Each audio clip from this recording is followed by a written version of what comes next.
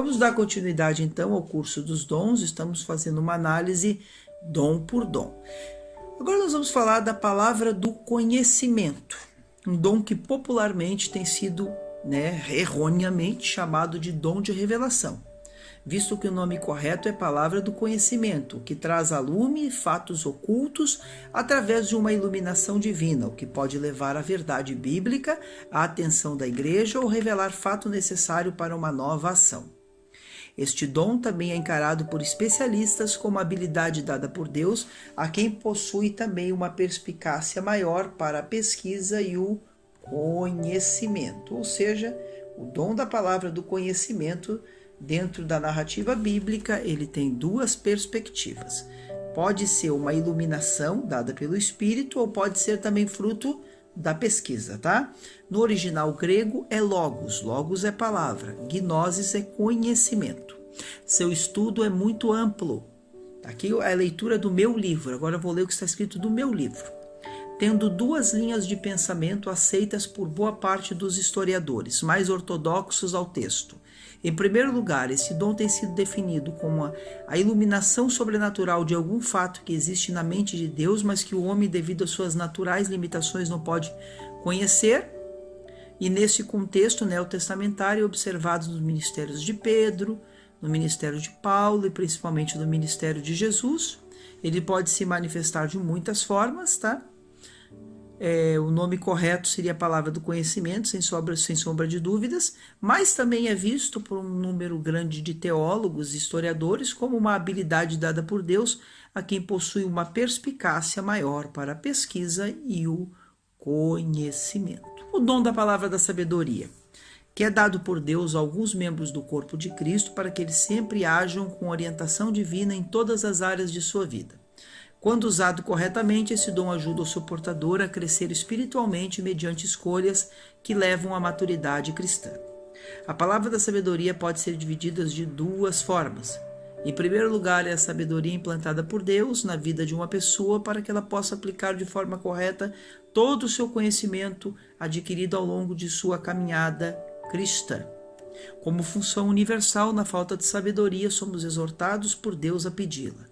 Se, porém, algum de vós necessita de sabedoria, peça a Deus, que a todos dá liberalmente e nada lhe impropera, e ser-lhe-á concedida.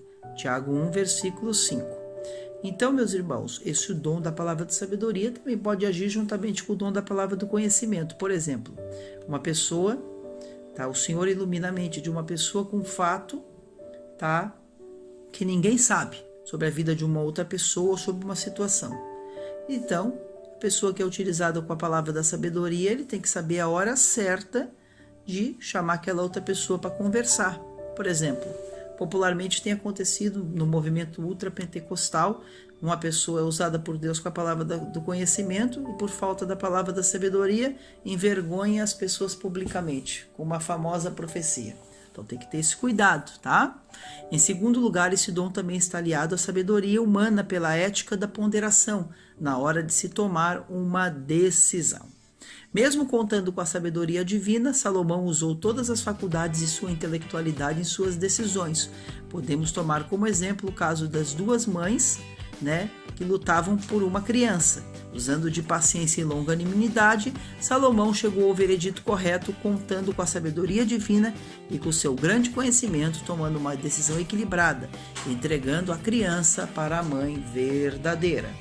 Nos domínios do ministério cristão, esse dom pode se aplicar de várias formas, principalmente das duas que eu apliquei, que eu ensinei aqui, juntamente com o dom da palavra do conhecimento ou na tomada de decisões, tá? Então são aspectos sobre a palavra da sabedoria. Sobre o ponto de vista prático, o dom da palavra da sabedoria é a capacidade dada por Deus para que quando alguém tiver a mente iluminada pelo Espírito Santo, por meio da palavra do conhecimento, use a sabedoria com o intuito de discernir a hora apropriada para servir com esse dom espiritual e também na regulação dos demais.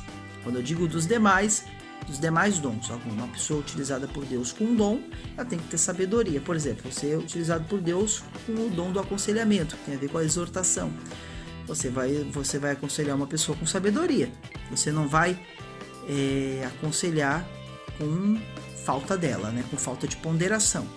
A pessoa que tem ponderação, ela tem sabedoria, certo? Então nós temos aqui o dom da palavra da sabedoria, o dom da palavra do conhecimento. E vamos para mais um dom aqui, dom de discernimento. A habilidade de distinguir o certo do errado, a verdade do erro e dar uma imediata avaliação baseada na palavra de Deus. A habilidade de discernir se a fonte de uma determinada experiência procede de Satanás, de uma pessoa ou do Espírito Santo. Temos aqui alguns aspectos do meu livro, tá? No grego, a palavra discernimento é diácrinos. Está lá escrito na primeira epístola de Paulo aos Coríntios, capítulo 14, versículo 29. Esse dom é concedido para que o seu portador saiba discernir as verdadeiras intenções das pessoas, distinguindo as operações do Espírito Santo das operações do espírito do erro e do espírito humano. Como função universal, todo cristão deve saber discernir o certo do errado. Mas, como o dom faz parte da provisão divina para proteger cristãos de qualquer nível de tipo de engano, manifestando-se em alguns deles em nível teológico, pelo discernimento bíblico, mediante a palavra, e em outros pode se manifestar de uma forma sobrenatural.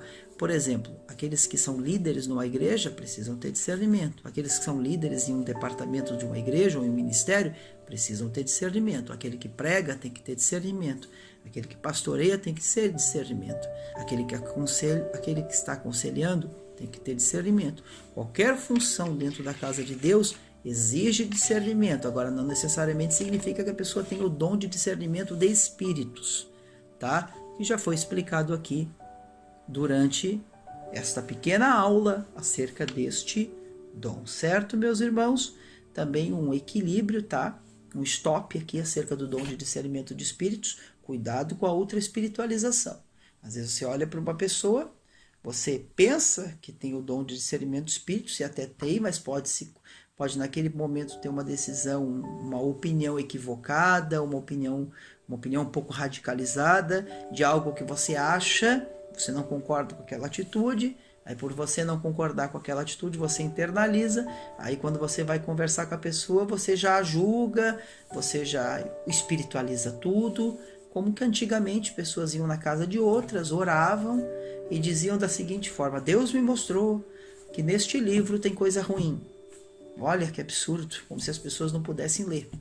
Como aconteceu num caso, uma pessoa foi orar na casa de outra e disse assim: Deus, o Espírito Santo me falou que nesse livro tem coisas que não agradam a Deus, mas o restante da coleção estava guardado em outro cômodo e Deus não mostrou para aquela pessoa. E um livro dependia do outro, ou seja, toda a coleção, os livros um dependiam do outro, ou seja, aquilo foi uma hiperespiritualização, uma espiritualização exagerada. Temos que se cuidar, temos que cuidar com essas espiritualizações exageradas, como pessoas que iam na casa de outras e diziam: nesse cômodo tem demônio, aqui tem demônio, ali tem demônio, acolá tem demônio. Isso é heresia, isso é exagero, isso é hiperespiritualização. Então tem que haver cuidado. O dom de discernimento de espíritos tem que ser exercido com cuidado e equilíbrio.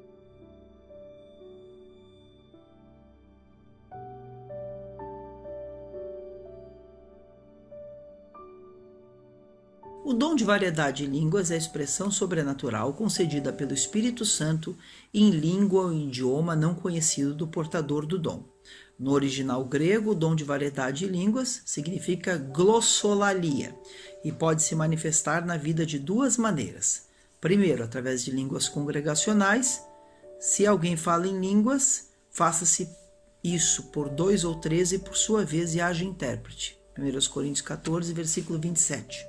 E línguas devocionais, mas se não houver intérprete, esteja calado na igreja e fale consigo mesmo e com Deus.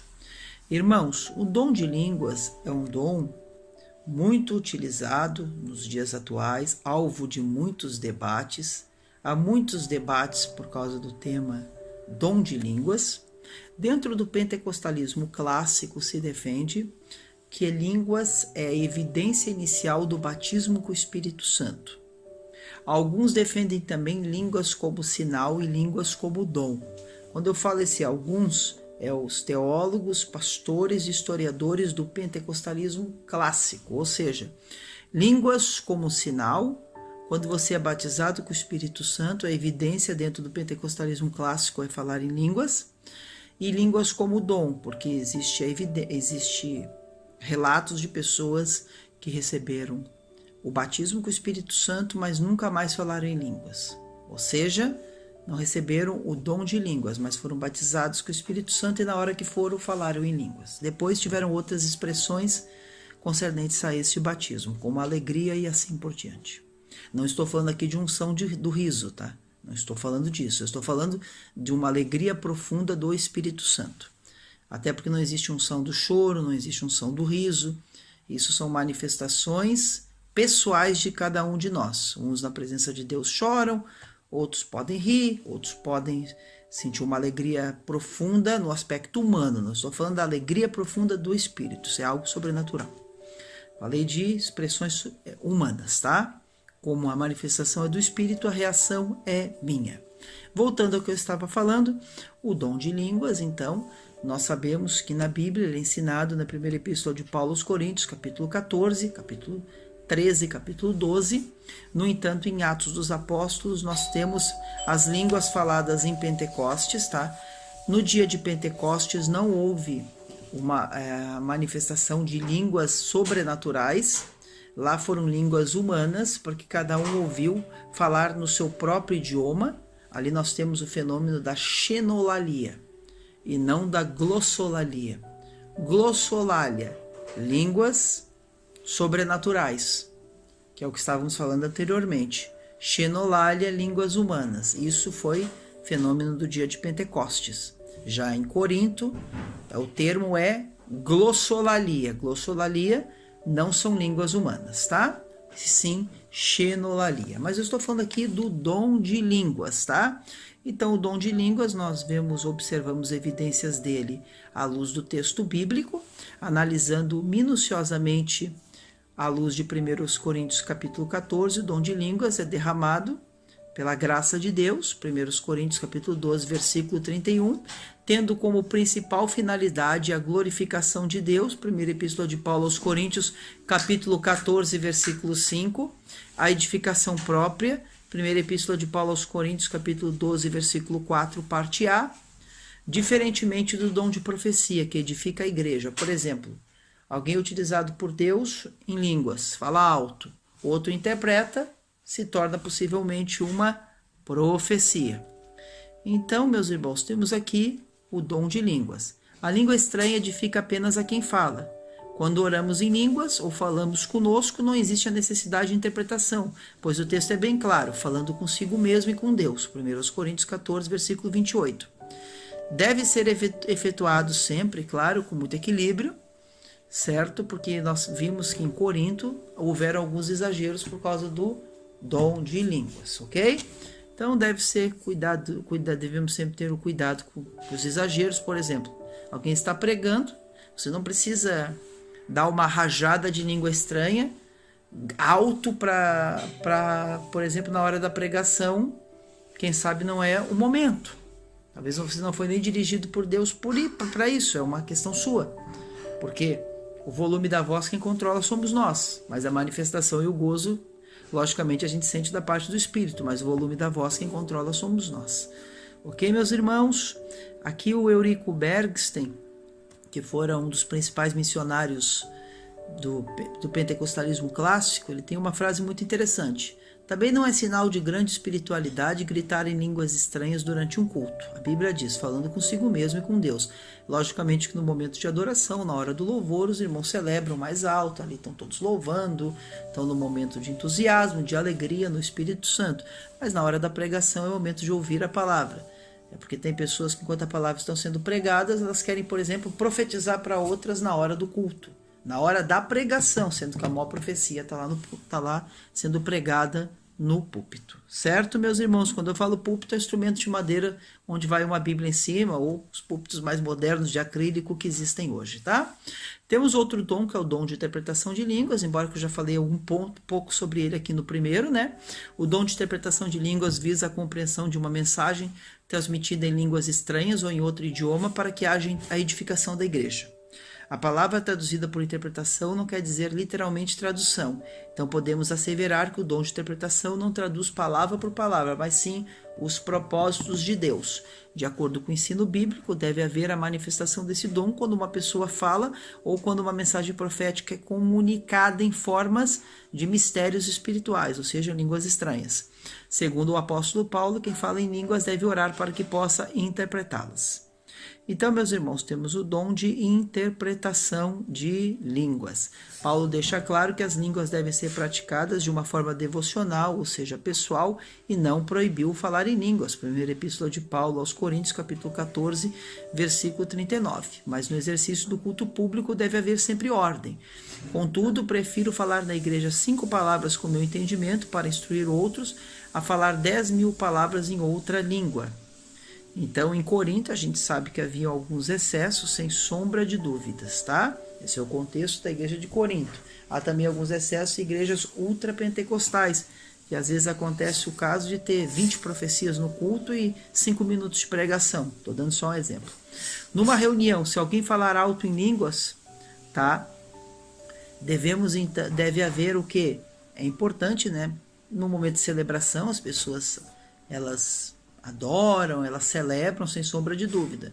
Mas se alguém, por exemplo, levantar alto na igreja para falar em línguas para toda a igreja ouvir, num formato de uma profecia, com certeza outra pessoa vai interpretar. Um abraço, gente, e até a próxima aula.